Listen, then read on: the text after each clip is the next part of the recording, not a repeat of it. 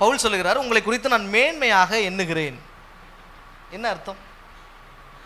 மனம் திரும்புவது மேன்மை. மனம் திரும்ப வேண்டும் என்றால் முதலாவது அவர்கள் தன் தவறை ஒத்துக்கொள்ள வேண்டும், உணர வேண்டும், ஒத்துக்கொள்ள வேண்டும், அதை சரி செய்ய வேண்டும். எப்பொழுதுமே மேன்மை என்பது உங்களிடத்தில் இருக்கக்கூடிய உடைமையோ அறிவையோ சார்ந்தது கிடையாதுங்க.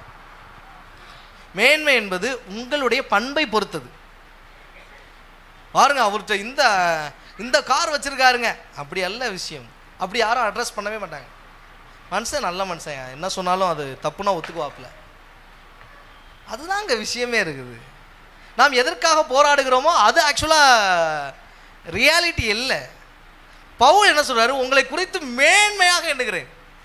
நாம பவுலை குறித்து பெருசாக மேன்மையாக நினைக்கிறோம், அவரு இன்னொரு கூட்டத்தை மேன்மையாக நினைக்கிறாரு. எது மேன்மைப்படுத்துகிறது? நம்மளுடைய ஒத்துக்கொள்ளுதல். தயவு செய்து ஒத்துக்காது நம்ம என்ன பண்ணுவோம்? செய்யணும். ரீசன் சொல்லவே கூடாது. ஆமாம், மிஸ்டேக் என்னுடைய தான் அப்படிங்கிறத ஒத்துக்கணும். அதுதான் மேன்மையான ஒன்று.